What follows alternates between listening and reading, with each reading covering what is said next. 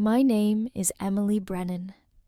I'm 29 years old, a historical consultant living in Charleston, South Carolina. I work with old things, preserving them, explaining them, cataloging their meaning for people who've long forgotten what they were made for.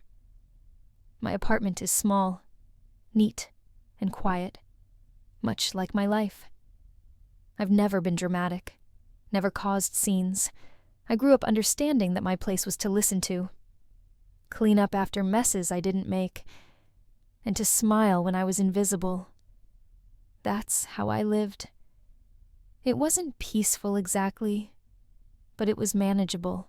If you've ever felt like a background character in your own life, like your silence was mistaken for peace, hit like, or leave a comment, you're not alone. And then 3 weeks ago, everything changed with a single envelope.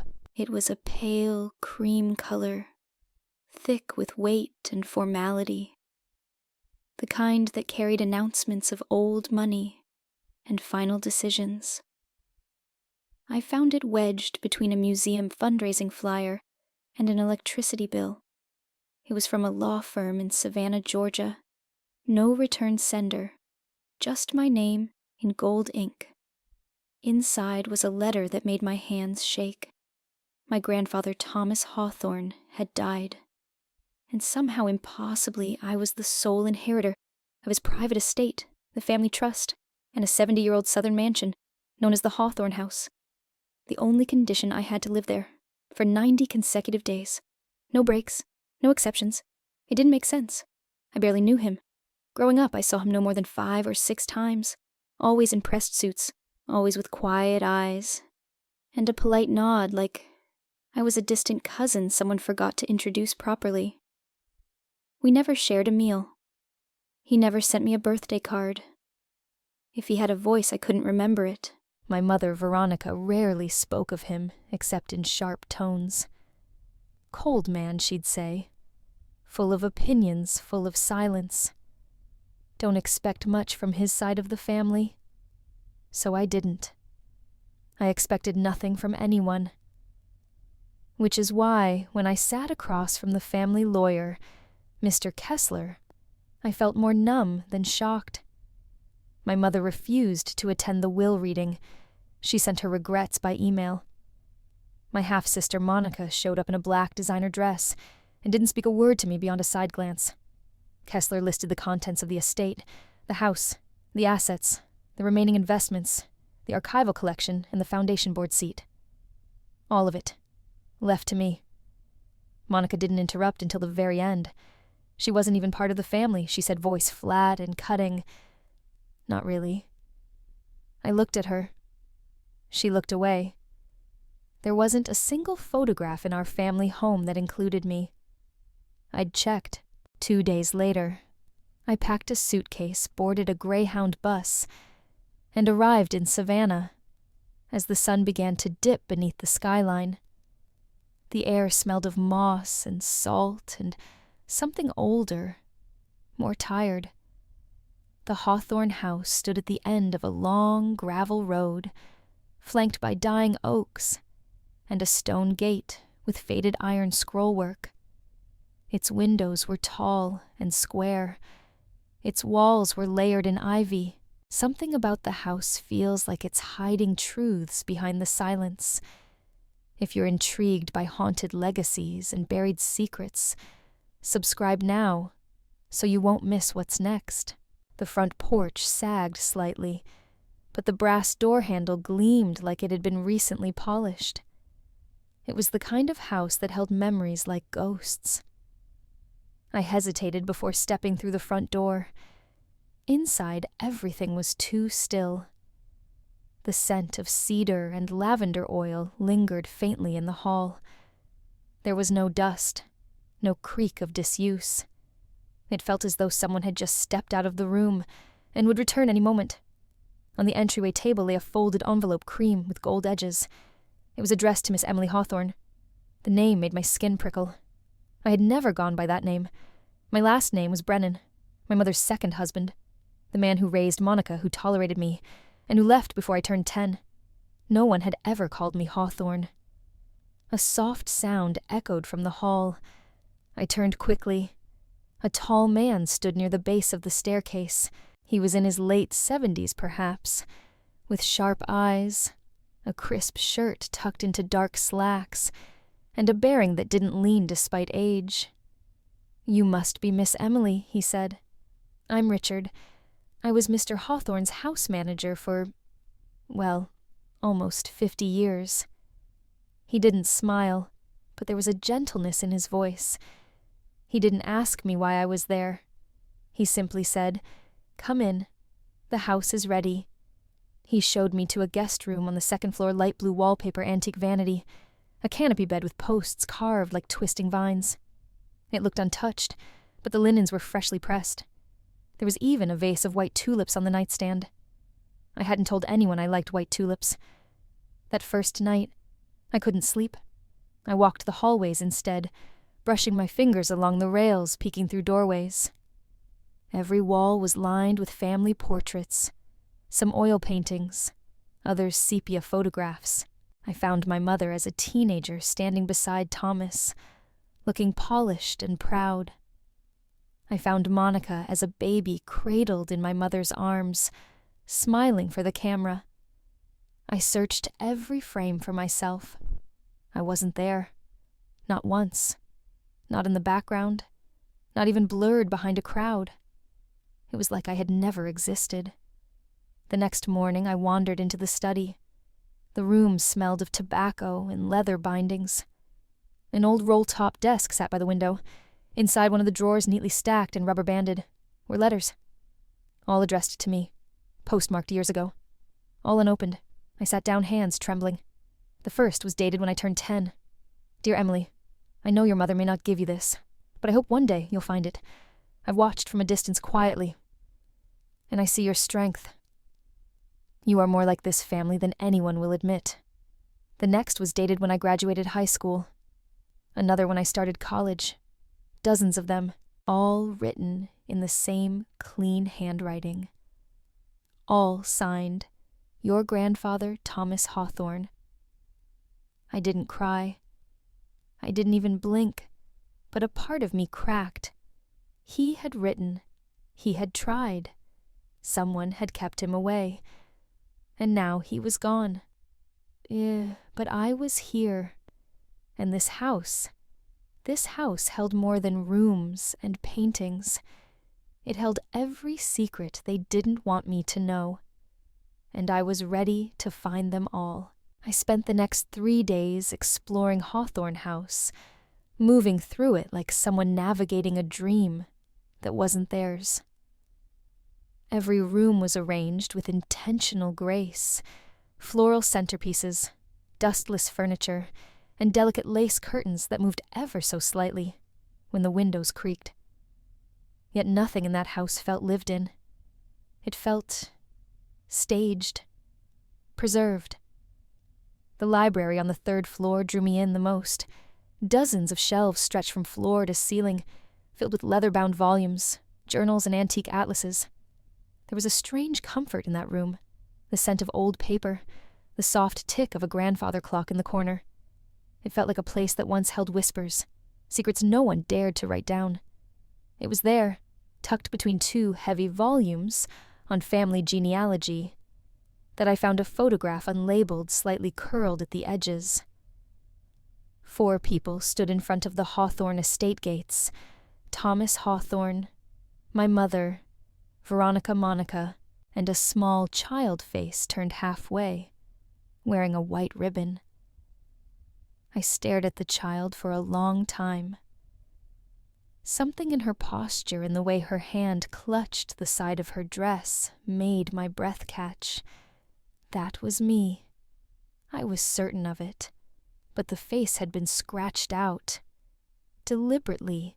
Have you ever seen proof that someone tried to erase you, and still you knew you belonged? Share your story. This one deserves to be heard.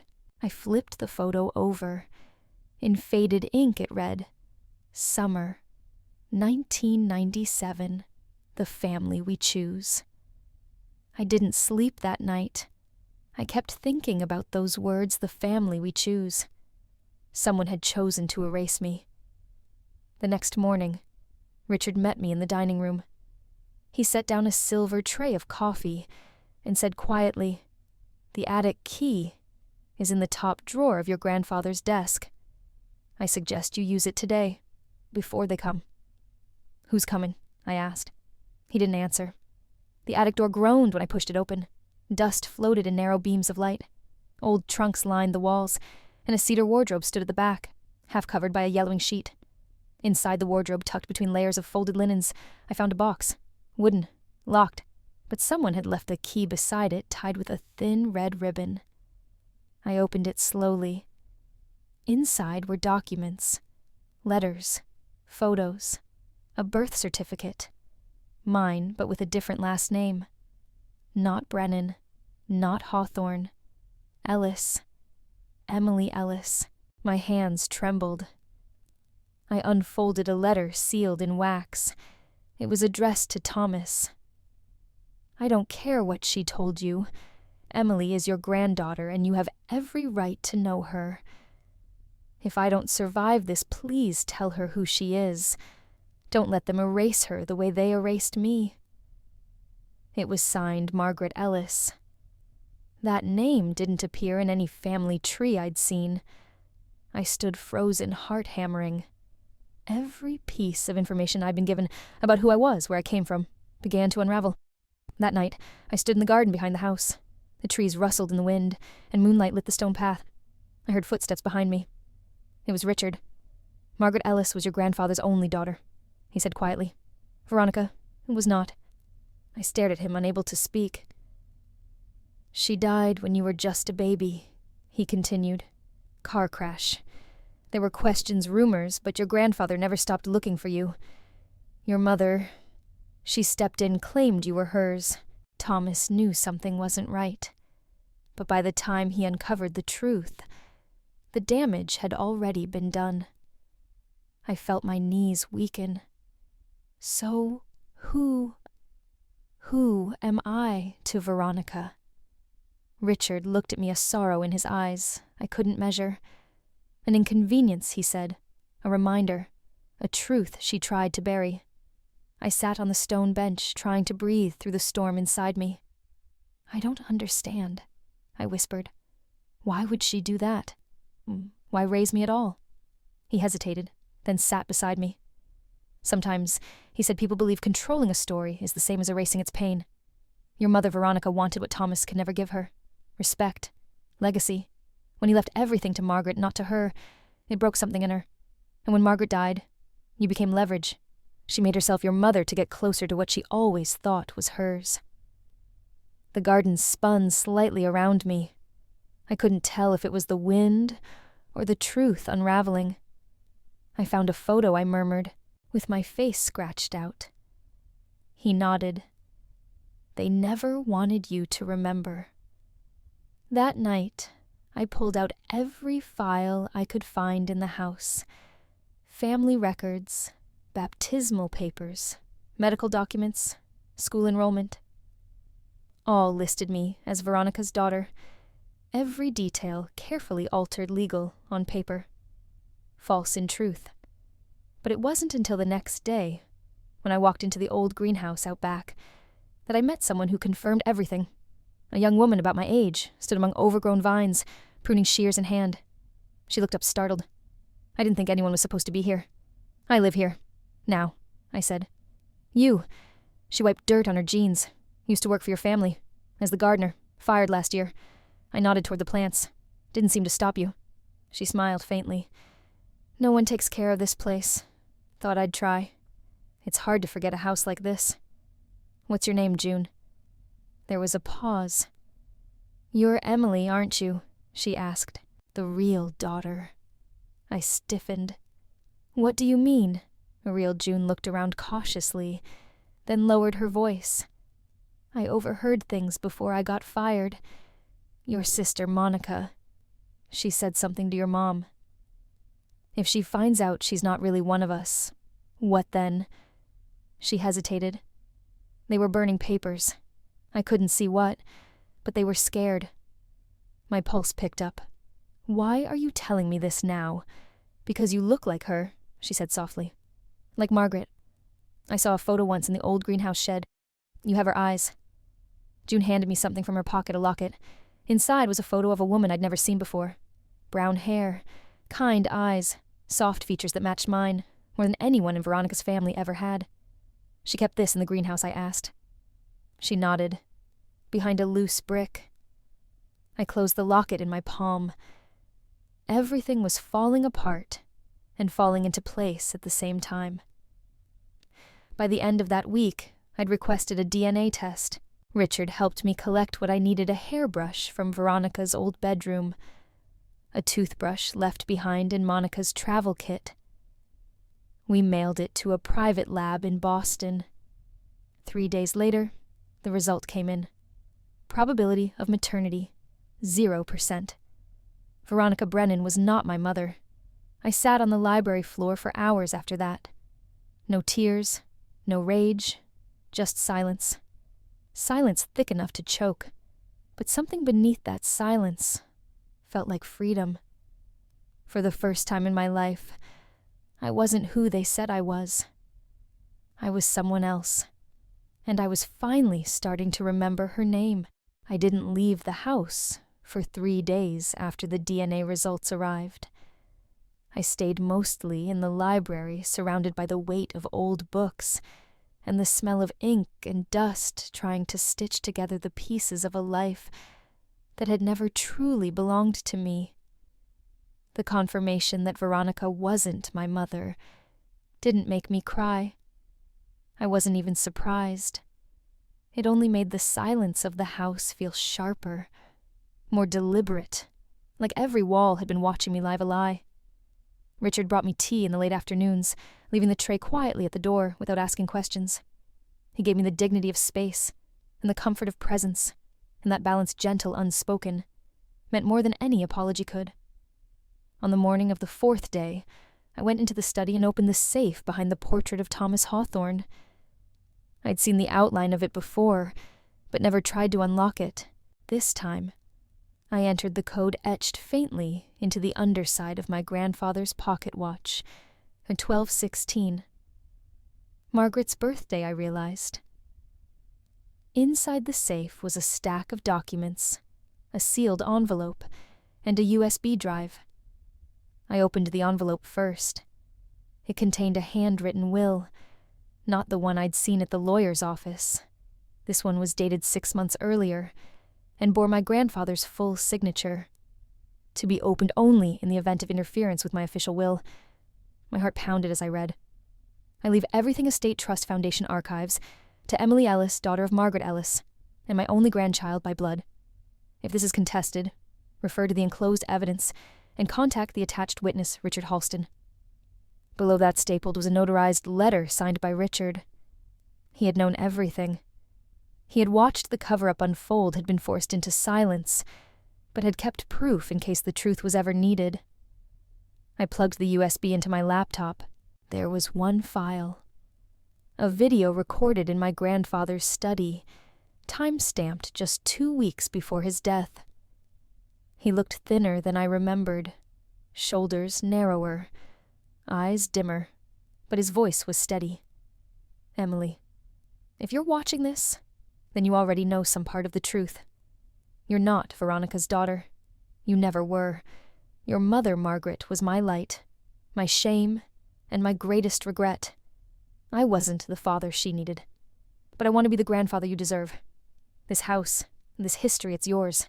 Not because of blood, but because of what you survived to get here. You were never meant to be erased." He paused. I should have fought harder. But now, I'm asking you to fight for yourself. Use what's in this box. Tell the story even if it burns every bridge left standing. The screen went black. I closed the laptop and pressed my forehead against the desk. For the first time, I didn't feel angry. I felt seen. Later that evening, I sat with Richard in the parlor. I asked him what happened after Margaret's accident. "She died instantly," he said. "Single-car collision. The brake line had been tampered with, but the police chalked it up to wear and tear. Veronica was already living in the guest house back then, unemployed, bitter. She used your mother's absence to claim custody of you. The paperwork was quietly doctored by an associate of hers. Your grandfather was overseas at the time. By the time he returned, the court had signed off, and he didn't undo it. He tried, but Veronica had made herself look like a savior. Publicly, legally. Any attempt to challenge it made him look unstable. She threatened to smear Margaret's name, and he let her. He thought protecting your image meant more than reclaiming the truth. That was his mistake. I looked at the fire for a long time. I'm going to fix it, I said. All of it. The next morning I called the lab again and requested a second test, this time with a strand of Monica's hair. Richard retrieved it from an old hairbrush left in the guest wing. The results came in 3 days later. Probability of shared DNA 0%. Monica wasn't my sister. She wasn't even Thomas's granddaughter. She wasn't family at all. I gathered everything: birth records, the secret will, the DNA results, the video, and every letter from Margaret, and began assembling them into a file. I called Kessler's office and requested a meeting, then followed it with another call, this time to the board of the Hawthorne Foundation. They hadn't heard from me yet, but they would. Meanwhile, I asked June to return. She came by that evening, mud on her boots and worry in her eyes. I'm in, she said without hesitation. Whatever you need. We combed through every room for more documents, old photos and ledgers. June discovered a ledger hidden beneath the floorboards of the greenhouse tool shed. Inside were payouts, monthly sums paid to a name I recognized from one of the forged custody documents, a probate officer. Veronica had bribed someone to approve the change of guardianship. That night I slept for the first time without waking. Not because I felt safe, because I felt ready. The next day the letter came. A formal invitation to a public memorial for Thomas Hawthorne, hosted by the board at Hawthorne House. Monica had organized it. She wanted the cameras, the headlines, the performance. I RSVP'd. Yes, I'll speak. Richard helped me prepare. June printed copies of the evidence packets. I had the video queued on a flash drive. And before the event I called one final person. A journalist. Not for gossip. For the truth. On the morning of the memorial, Hawthorne House looked polished to perfection. The garden had been trimmed.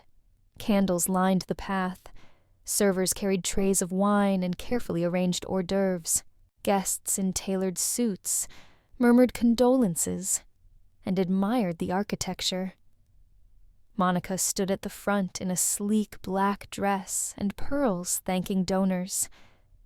Veronica hovered nearby like a politician at a fundraiser, shaking hands, whispering pleasantries. Neither of them looked surprised to see me, just annoyed. I walked in wearing a dark navy suit, simple and sharp. I carried nothing but a folder and a flash drive. When the microphone was offered to me during the family reflections, I stepped onto the stone platform and took a deep breath. I'm Emily, I said. Not Brennan, not Hawthorne by adoption, but Ellis. Emily Ellis. The crowd quieted.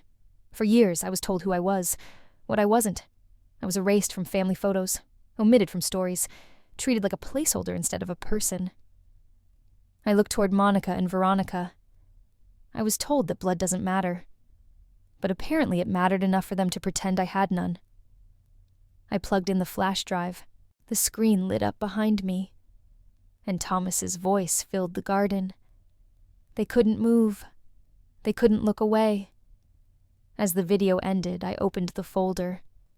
In my hands, I said, are the original documents, proving that I am the legal heir to this estate, that the custody change was fraudulent, that the story you've been told by Veronica and Monica was built on forged names, bribed officials, and stolen identity. Gasps broke out. Cameras clicked. The board members turned visibly pale. I stepped back from the mic. I'm not here to take revenge, I said. I'm here to take my name back. And for the first time, the silence that followed felt like power, not absence, not fear, just truth. If that moment hit you, if you've ever had to stand alone to claim your truth, share this video with someone who needs to hear it. The days following the memorial unfolded like a slow implosion. Quiet at first, then undeniable. News spread faster than I anticipated. The video of my grandfather's recorded confession went viral in local circles, picked up by regional news outlets and family legacy blogs that normally wrote about garden tours and old money weddings. The Hawthorne Foundation issued a statement 2 days later, citing deep concern over recent developments and initiating an internal investigation. The board chairman, who'd once dismissed me as an afterthought, now called twice in one morning to discuss next steps. I didn't answer. Instead, I sat in the sunroom of Hawthorne House, same room where Veronica once hosted charity luncheons with June, and Richard beside me, printing packet after packet of documents, every forged form, every sealed letter, every DNA result.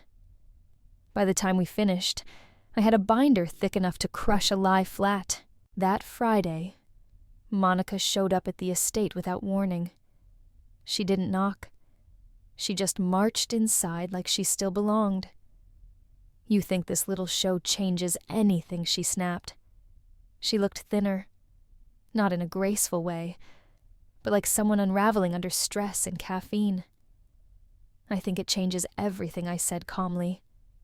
"And I have a feeling you do too." Monica stared at me, arms crossed. "You always wanted to be the center of attention. Now you've got it. Let's see how long you last when the money runs out."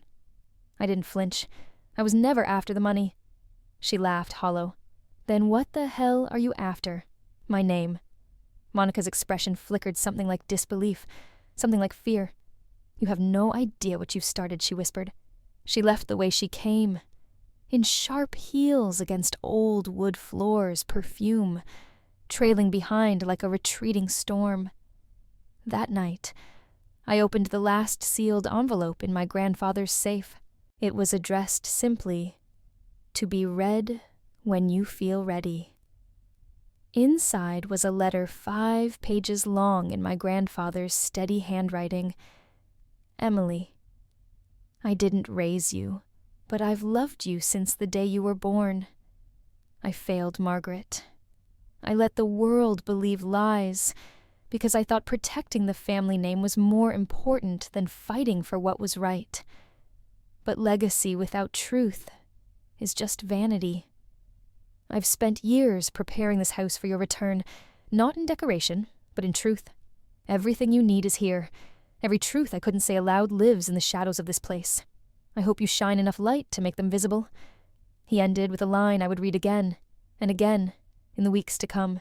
"You are not who they said you were. You are who you decide to become." The next morning, I met with the foundation board. We sat in the great dining hall, under a chandelier that once glittered over false smiles and fabricated history.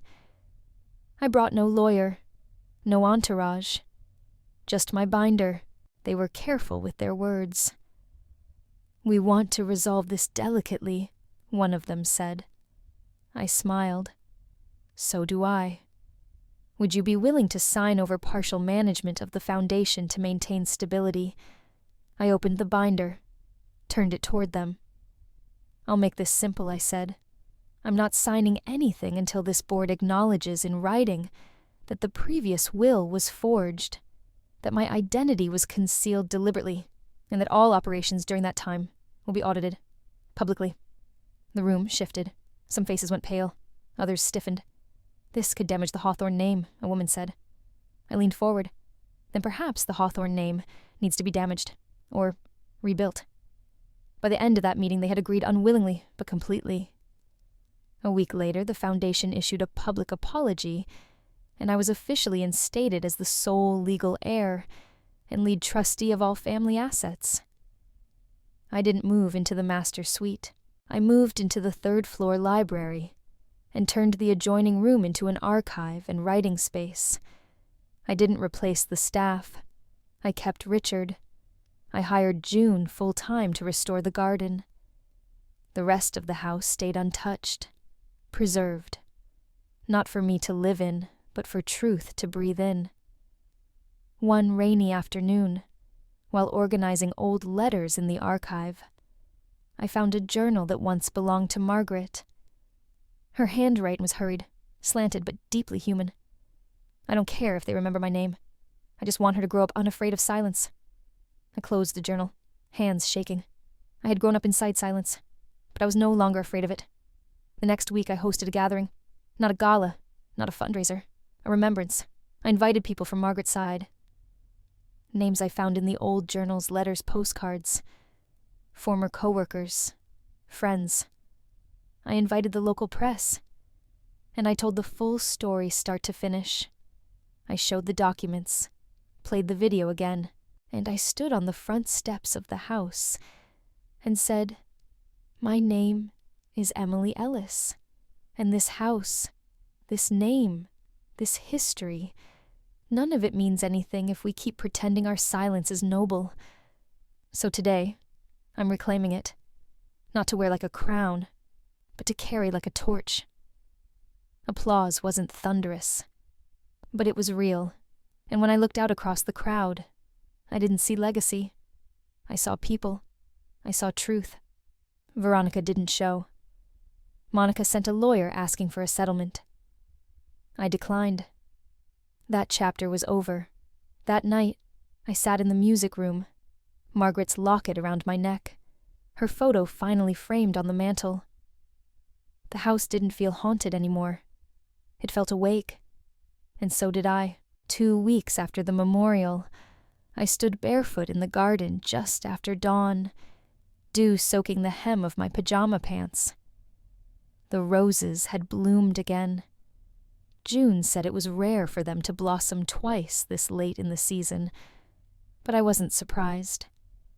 The house had started to breathe differently, like it had been waiting for its truth to return. I spent the morning reorganizing Margaret's journals, now kept in the climate-controlled archive I'd built on the 3rd floor. I planned to donate digital copies to the University of Georgia's Women's History program. Her voice, once buried under paperwork and erased photographs, was finally going to be heard. That afternoon, I made a decision. I called a lawyer, not for court filings or litigation. I asked him to help me set up a scholarship fund. Fully funded by my share of the Hawthorne Trust, it would be named the Ellis Foundation for Displaced Girls. It would serve girls removed from birth families, girls whose names had been erased from official records, and girls like me, who were never told the truth about where they came from. When the lawyer asked if I'd like to include my family name in the title, I told him no. The name Ellis was enough.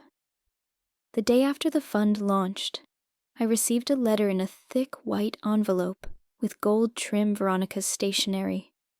I didn't open it. I placed it unopened in the archive beside the photo of the scratched-out child and the falsified custody documents. Let the truth sit next to her silence. That was closure enough.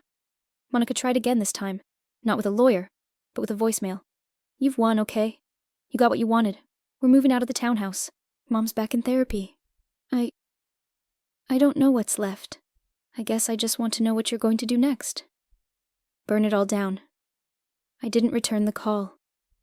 Some endings don't require a response. Instead, I called Richard and June to the dining room the following evening. We sat around the long oak table. No guests, no chandeliers lit, just candlelight and the smell of fresh bread. "I'm leaving," I told them. Richard raised an eyebrow. "For good." "For now," I said. "I've done what I came here to do."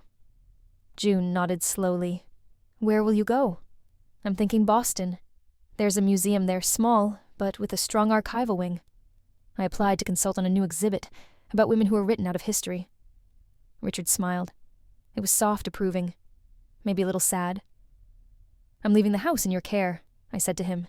"And June, I want you to continue restoring the garden. Add whatever you want. You can build it into something alive again." I left the master keys on the table. I'm not selling this house. It's not meant to be lived in anymore. It's meant to be remembered. Before I left, I visited the one room I'd avoided until now Margaret's. It had been sealed since the week she died. The doorknob turned with a soft click. The room was small, sunlit, and untouched. A faded quilt covered the bed. A worn sweater hung on the back of the chair, and a half-filled diary sat on the windowsill. I opened it gently. Sometimes I feel like I'm leaving pieces of myself behind. Like every day someone else is writing over my name. But maybe someday my daughter will find the truth. Maybe she'll write me back. I whispered, "I'm here." I took the diary with me. 2 mornings later, I boarded a train north. I didn't take much, just a suitcase, Margaret's locket, a box of letters, and a USB copy of my grandfather's video. In Boston, I found a small apartment on the top floor of an old brownstone near Charles Street. It had a slanted ceiling, creaky floors, and a window seat just wide enough to sit in and drink tea while the city woke up. It wasn't Hawthorne House, but it was mine. I started working with the museum 3 days a week. The exhibit grew faster than I expected. People donated journals, photographs, voice recordings. I began giving talks sometimes, small, sometimes crowded. I called them unwritten histories. They weren't about me, but they came from me. Every now and then, I'd hear from June. She sent photos of the garden now filled with wildflowers, stone benches, and an arbor shaped like an open book. Richard emailed once a month. His messages were always short. 1 line, simple. The house is quiet but proud. One snowy evening in December, I returned to the apartment to find a package at my door. No name, just my address in neat handwriting. Inside was a frame, a photograph, the original unaltered photo from 1997. 4 people at the estate gate. And this time my face hadn't been scratched out. Taped to the back was a note, "For the frame you choose to hang, not the one they gave you." No signature. But I knew it was Richard. I hung the frame above my writing desk. It didn't matter if the world still thought I was a Hawthorne or not. I knew who I was, and so did the people who stayed. That Christmas, I invited my small Boston Circle co-workers, librarians, interns, even the old woman who ran the flower shop downstairs for dinner. We passed soup and bread around the table. We talked about books, the future, the little strange things we remembered from childhood. Nobody asked about my past. Nobody needed to. And after everyone left, I sat by the window with a cup of tea and opened Margaret's diary again. I added 1 line to the last page. "You were never forgotten. You were just waiting to be found." Outside, snow continued falling, but inside, for the first time in my life, I wasn't cold. I wasn't erased. I wasn't waiting to be seen. I was living, and I was free. If you stayed until this moment, thank you. Subscribe, and stay with Emily on her journey, not to rewrite the past, but to reclaim the future.